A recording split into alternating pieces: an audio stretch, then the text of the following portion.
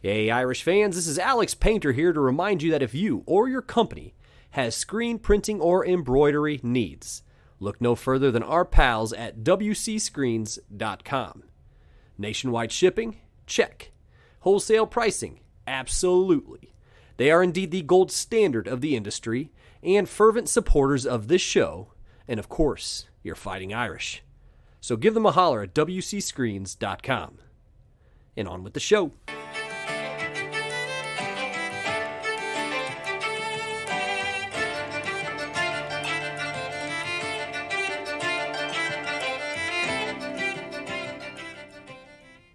We all know that there are so many iconic sites at the University of Notre Dame. I bet if I were to poll 100 Notre Dame fans, I'd hear answers such as the Golden Dome, the Grotto, Notre Dame Stadium, or the Basilica of the Sacred Heart. Well, and of course there's that one that may be most popular on football Saturdays as well, especially with folks posing for photographs. And that would be the Hesburgh Library with the spectacular Word of Life mural overlooking the north end zone of the stadium. Yes, of course, I am talking about that work of art most commonly referred to as Touchdown Jesus. To celebrate the library's 60th anniversary this year, let's dig a little bit more into it, as well as the library's epic mural. So buckle up those chin straps, Irish fans. This is Onward to Victory.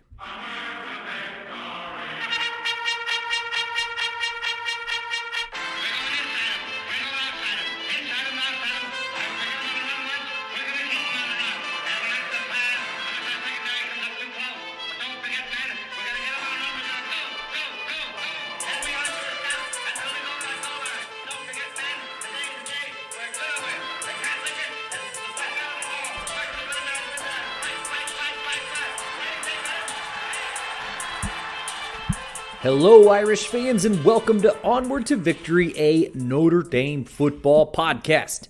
My name is Alex Painter, and this is episode 77 of the most exhaustive, accessible source of Notre Dame football history since 2019. Happy to be here, as I always am, and glad you have elected to join me as well for today's offering. And quickly, as I traditionally do, a quick commercial for the previous episode. Number 76. It was the fifth installment of the Notre Dame and the Civil War series, which commemorated not only the sister nurses of Holy Cross who served in Union Field hospitals, particularly Mother Angela Gillespie, who was incredible, by the way, but also a man and family with close ties to campus who were active participants in the Underground Railroad. If you haven't already, please go forth, check out the episode, like, subscribe, leave a review. Everything helps, and I am deeply appreciative. And speaking of appreciative, a brief yet heartfelt thank you to the Consensus All-Americans. That is those special individuals who contribute to the show monetarily. These folks have either contributed significantly in the past or are currently donating to the show, and they include Michael Finan of Rutherford, New Jersey, Brad Glazier of Williamsburg, Indiana, Will Fuller of Warren, Ohio, Dr. Jeremy Scarlett of Whitefish Bay, Wisconsin, Andy Nickel of South Bend, Indiana, and I'd like to give special thanks to a brand new Consensus All-American, Mr. Mike Johnson from Oak Park, Illinois. And I really appreciate a recent email that Mike sent to me, and I think this pod is very unique in many respects, and I am certainly biased in saying that, but I think Mike spelled it out really well when he wrote the following to me. That he particularly enjoys the pre-Rockney era football deep dives when the show has a subject that is not necessarily football related, but ends up tying back to the program or the university at large. He continues, the Civil War episodes and Native American Heritage Month episodes were great examples of this.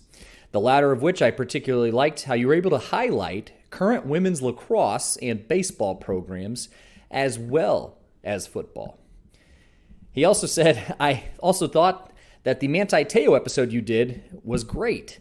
I was surprised at how much you both remembered and were even more impressed when I checked the release date and found that you beat the Netflix documentary by a few months. That was a really nice email. And Mike, I appreciate you noticing the release date on that. on that episode about Manti, my co-host Matt Gehring and I, we made note of that ourselves, that we had beaten the Netflix documentary by some time. But again, I am eternally grateful for every last one of the Consensus All-Americans, and I am serious. The show would not be able to continue without these folks' generous support. And as always, a very special thank you to WCScreens.com, our banner sponsor for yet another year, another great year, 2023. Now, I don't know about you all, but I do this all the time during the off season. I'll pull out my phone, open my pictures, and just go through all the photographs I have taken over the years while visiting campus. In my previous job, I actually used to visit South Bend probably about 3 times annually, which was awesome, by the way. And so I'd be able to kind of swing through campus and snap a few pictures here and there. So some are from work-related trips, if you will. Others are from taking our kids to campus for little summer vacations, which we traditionally do each summer. And then, of course, game days as well. And anyway, no matter how many times I go up to Notre Dame, and perhaps you're like this too, I know probably many of you are like this as well. I tend to take pictures of the same places over and over again. Like, since you're there, you just can't help it. So I pull out my phone and I just take another one. And of course, one of those places that I just take a photo of pretty much any time I'm up there is the Hesburgh Library with the legendary Word of Life mural. So I'll pose a question to you all. Do you remember the first time you saw the Word of Life mural? Or maybe it was introduced to you by its more famous nickname, Touchdown Jesus. How old were you? What do you remember? I can tell you without a shade of doubt that the first time I would have seen the mural was probably sometime in late 1994 or maybe early 1995. And I was on the verge of turning 8 years old. And the movie Rudy had been out on video for a few to several months, but my guess is my household, my family growing up, we probably didn't go buy it right away. And my sense is actually, I believe we might have rented it first. But at any rate, my mom or dad eventually purchased a copy for our house. And as a kid, I really can't even begin to comprehend how many times I watched that thing, or we watched that thing. Which, speaking of anniversaries, that movie's 30th anniversary is a little bit later this year, so you can absolutely expect a Rudy offering here later in 2023. But that is undoubtedly where I saw the mural for the first time, along with so many other campus landmarks. Also, this was probably around the same time that I first saw the Wake Up the Echoes, a history of Notre Dame football documentary. While I believe it was produced in the early 1980s, I can remember seeing it as a kid, I think on NBC on Saturday mornings. Naturally, in the fall is my guess, though I can't place it for sure. But if you've seen it, it's narrated by John Facenda, who did so many of those NFL films, and it's absolutely incredible. And if you're curious, like, what the hell are you talking about? It's actually on YouTube in its entirety as well. So if you haven't watched it, it is absolutely magical. And if you didn't realize it's on YouTube and you're aware of it, hey, go rewatch it. But kind of off on a tangent here. But those two things in particular would have represented my first exposure to Touchdown Jesus, or the Word of Life mural.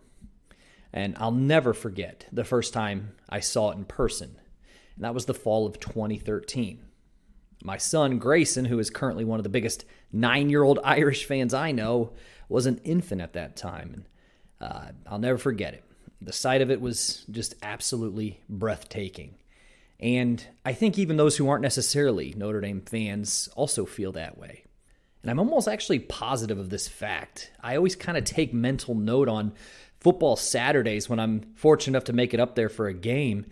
It's a lot of the opposing team's fans who are oftentimes taking their photo in front of the mural. And I've always thought that that was really neat, that some other folks can maybe experience something that I myself very well might take for granted from time to time, being a somewhat frequent visitor to South Bend. But either way, I hope we vanquish every opponent that comes to Notre Dame Stadium. But I do think it is, of course, just one of those things that everybody should have the chance to experience.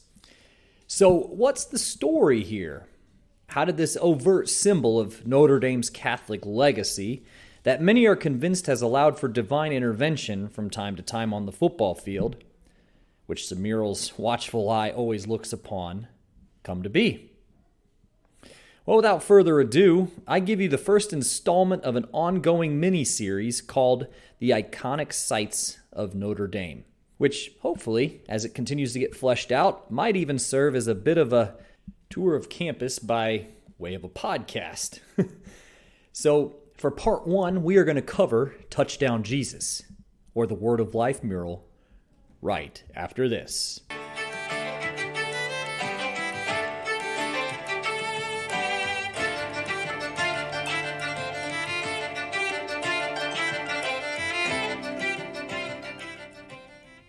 The Hesburgh Library was opened in September of 1963, so again, 60 years ago this year. It was actually initially named the Memorial Library and wouldn't actually be changed to the Hesburgh Library until 1987, which was the very year that Father Ted Hesburgh wrapped up his tenure as Notre Dame president. However, for ease, I'll refer to the building as the Hesburgh Library to avoid any confusion. So before the Hesburgh Library was built, the main library, which was called Notre Library, was housed in the building which is today called Bond Hall. For the inquiring mind, Bond Hall today sits about a stone's throw from St. Mary's Lake and is adjacent to the log chapel and the oldest building on campus, which is Old College. So it sits right near the grotto and basilica and etc. So, and the band actually plays their famous Concert on the Steps at Bond Hall on football Saturdays. Perhaps some of you are familiar with that.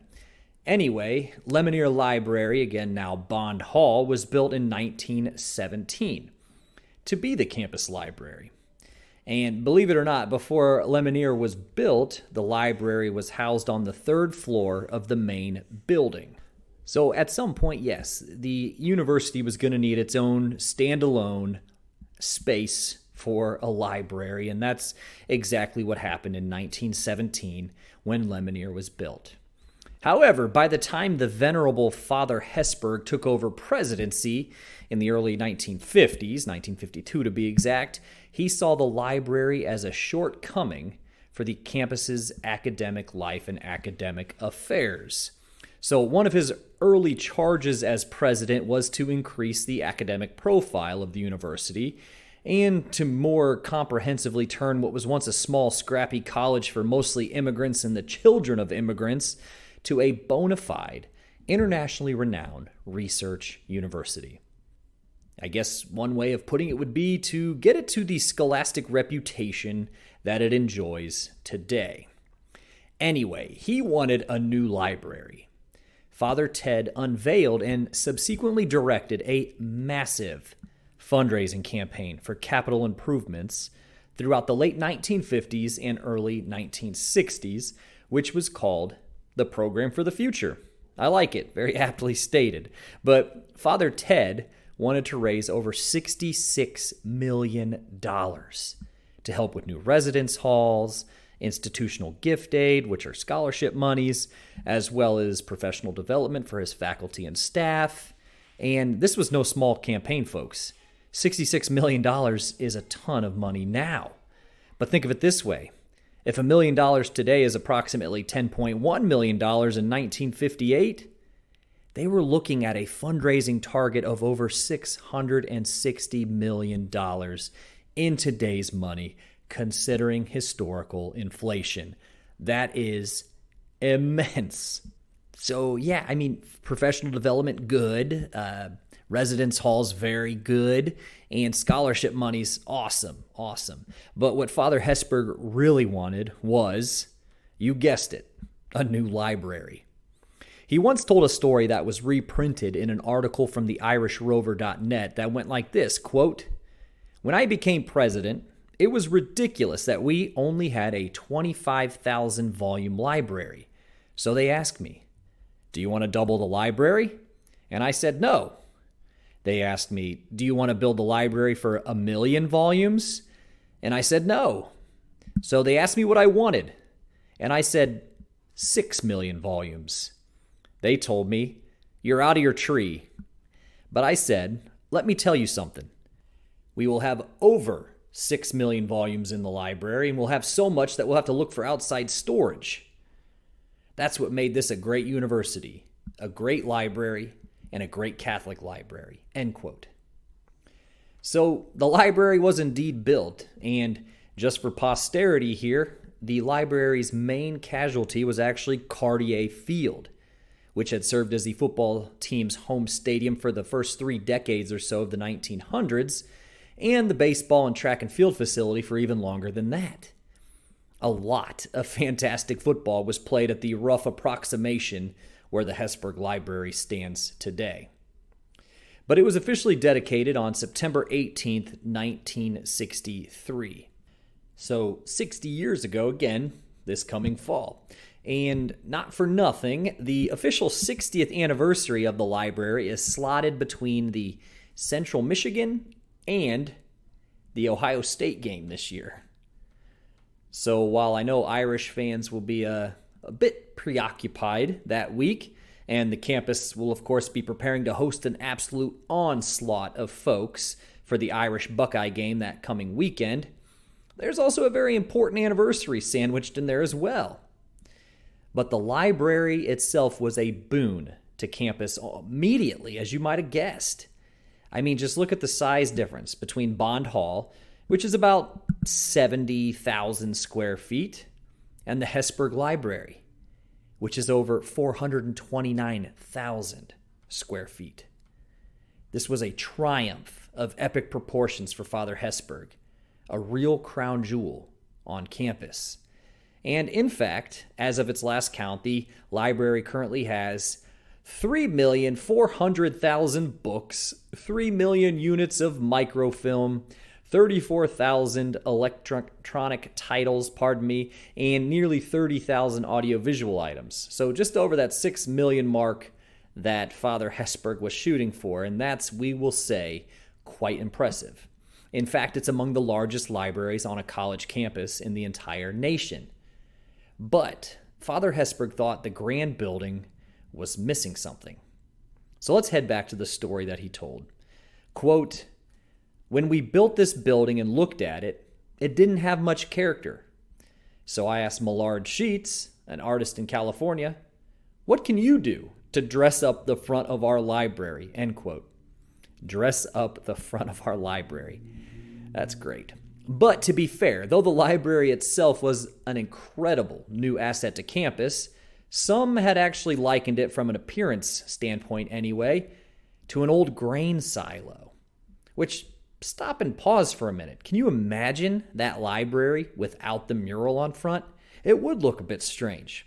But when Father Hesburgh had visited Mexico City in the mid-1950s, he was inspired by the murals on the outside of the library at the National Autonomous University of Mexico.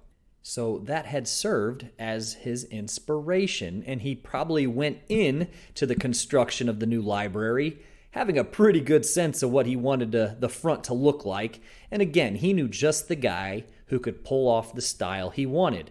To back up a little bit, that was the aforementioned Millard Sheets, who was an artist, a teacher, and an architectural designer based in California. And he specialized in these incredibly unique mosaic-style murals that the Word of Life would eventually become. And it's actually pretty interesting. Though we refer to the Word of Life as a mural, as I have done several times since this episode started, it's also the textbook definition of what is a mosaic. But I've also read where it's neither technically a mural nor a mosaic. And despite having the last name of Painter, I have little acumen in the arts. So I guess I'll think of it as a mosaic mural. I don't know. Might have to ask friend of the show, Kathleen Kiefer, what she thinks. But Father Ted had procured the funding for the mural from a certain Mr. and Mrs. Howard Phelan of Winnetka, Illinois. For you map lovers, Winnetka's on the north side of Chicago. Very, very nice suburb of Chicago. But believe it or not, the project itself only cost $200,000. And I'll explain why that's pretty astonishing, even for that time, here in a minute. So though Father Ted gave Sheets the creative licensure to do his work, he of course did want to make sure that some things were included, including Christ the teacher, appropriate since the work would be at an institution of higher learning, and also St. Thomas Aquinas, the apostles, and a few other famous Christian thinkers and philosophers throughout history. When it comes to Scripture, the inspiration of the Word of Life is based on the Gospel of John, chapter 1, verses 1 through 5. I hate to literally get preachy, but here you go, just in case you're curious. In the beginning was the Word, and the Word was with God, and the Word was God. He was in the beginning with God. All things came to be through him, and without him nothing came to be. What came to be through him was life, and this life was the light of the human race. The light shines in the darkness, and the darkness has not overcome it. So Sheets went about the grand design of the Word of Life. And I'm using grand almost charitably here. The mural itself measures 134 feet high and 68 feet wide. Not only that, all told, there were over 300 panels featuring 89 different types of stones from 16 different countries. There were also several thousand pieces of granite, all different shades of color, used to create the image. But perhaps the most important part of the mural, at least for Father Hesburgh anyway, was what he thought was the centerpiece of the whole work. He later shared, quote, "Just to draw out the face of Christ, took a sheet of paper almost the size of my office. The face of Christ is the most important part of the mural. It's spectacular, and Mr. Sheets used 90 shades of granite, 3 different approaches, raw, polished, and a little bit polished," end quote. Sheets ended up giving a really awesome interview in a May 1964 issue of the student newspaper, The Scholastic. One student reporter asked what he thought was the most particular part of the project. Sheets answered that, quote, "The extensive use of granite is probably the most unusual feature of the mural. To my knowledge, no other large mural has been done for the exterior of a building in solid granite." I'll read that one more time. To my knowledge, no other large mural has been done for the exterior of a building in solid granite. It has been executed in granite to make it permanent, to withstand the heat and cold found in that part of the country. The theme, of course, was suggested by the Notre Dame administration. What they asked me to do was to suggest in a great processional the idea of a never-ending line of great scholars, thinkers, and teachers, saints that represented the best that man had recorded, and which are found represented in a library. The thought was that the various periods that are suggesting in the theme have unfolded in the continuous process of one generation giving to the next. I put Christ at the top with the disciples to suggest that he is the great teacher. And that is really the thematic idea, end quote. So if you were to look at the mural today, you do kind of see that it is almost linear, and there is a steady stream of figures that run and start from Christ at the top and run to the bottom of the mural. That same student reporter actually also grabbed a few quotes from the donor, Howard Phelan. When the students asked if he was impressed with the mural, he replied, quote, "I have seen a color reproduction, and I am very much impressed by it. I think it will be something of lasting value. There is nothing comparable to it anywhere in the country. Father Hesburgh actually told me that the mural is visible at night from an airplane 50 miles away." end quote. And again, I would just like to throw in that $200,000 does seem pretty inexpensive even for the time for a work this grand and this monumental. But anyways, the Word of Life mural was commemorated in May of 1964, which was less than 8 months after the library itself was finished. So obviously, this was a project that moved very expediently. So when did the work garner the nickname of Touchdown Jesus? The first mention I could find in the school or local newspaper was from 1968, so about 4 years after the work was unveiled.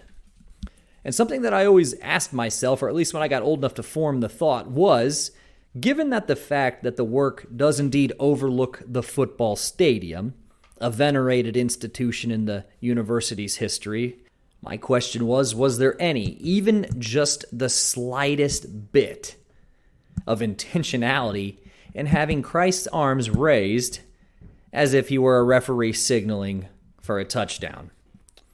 Now, I hate to be sacrilege, but that's what I've thought, and perhaps you've had this thought yourself.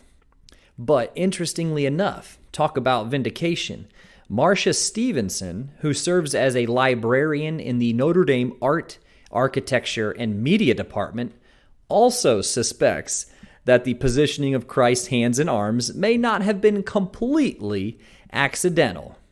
This is per the Irish Rover once again here, quote, "One thing I can tell you from my many hours of patient research in the archives is that no place could I find any documentation confirming that the arms raised gesture was a deliberate touchdown reference by Millard Sheets." Okay.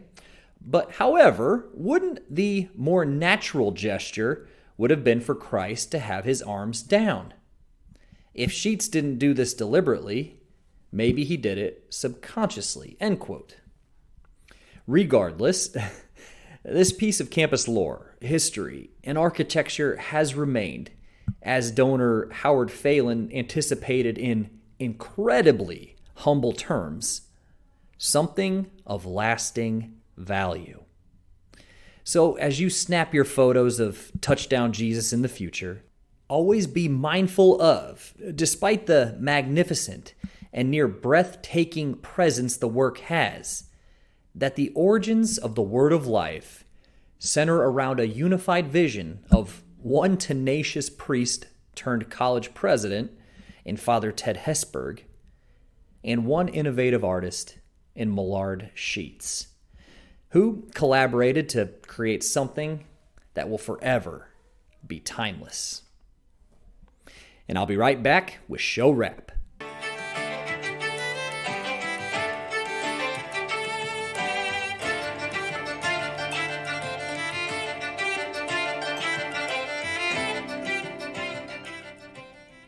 All right, I hope you all enjoyed that first installment of the new miniseries that I am calling The Iconic Sites of Notre Dame. That one about the Word of Life mural, better known as Touchdown Jesus.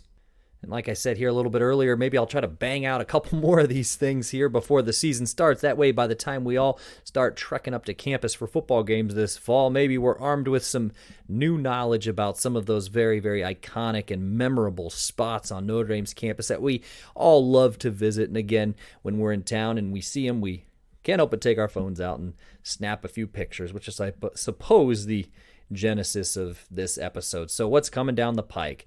Well, lots, actually. I kind of deferred a couple episode ideas to make room for this one, but spring training is in the air. I am a huge baseball fan, just in case you weren't otherwise aware. So I will be doing, in honor of spring training and the upcoming opening day of MLB, and of course college baseball is already underway, I'm going to do a Notre Dame baseball episode. And I've got some really cool angles I look forward to taking. There were a lot of really memorable people who intersected with Notre Dame baseball, and I can't wait to share a little bit more about them. So that's definitely one that's coming up probably next. And I mentioned a boots-on-the-ground account of the Clemson game that I was so fortunate to be able to take in. That's also coming, as well as other installments of this iconic Sites of Notre Dame miniseries, as well as, of course, a spring game recap. So I don't know how many of you are planning on going to the spring game here coming in April, but if you are, shoot me an email, onwardtovictorypodcast@gmail.com. I'd love to, especially if you're a listener, a continuous listener of the show, I'd love to meet up with you and shake your hand. The spring game's a great opportunity to meet up with some folks because it's not quite as congested as a football Saturday in the fall, but nonetheless, it's Notre Dame football, so I'm not going to complain. And I went for the first time last year and took my entire family, and boy, what a great experience, family-friendly experience even that was. So again, a post-spring game recap episode is coming, so we're going to have a very busy next 2 months. So make sure that you are subscribed. However it is that you follow the podcast, make sure you're liked and subscribed. That way you're being alerted to all the latest offerings. I'd like to thank once again the Consensus All-Americans, whose monetary donations keep the train on the tracks, and I kind of watch it every single day, and I can positively say that we are reaching new people every single day, and people are enjoying episodes every single day of the year. So thank you all very much for listening, for supporting, and if you're among the Consensus All-Americans, thank you for donating. And of course, thank you to our pals at WCScreens.com for once again taking the mantle as the banner sponsor for yet another great year of Onward to Victory. So I am going to wrap this thing up. This has been Onward to Victory, a Notre Dame football podcast. And in kindness, I am your host, Alex Painter. And as always, go Irish.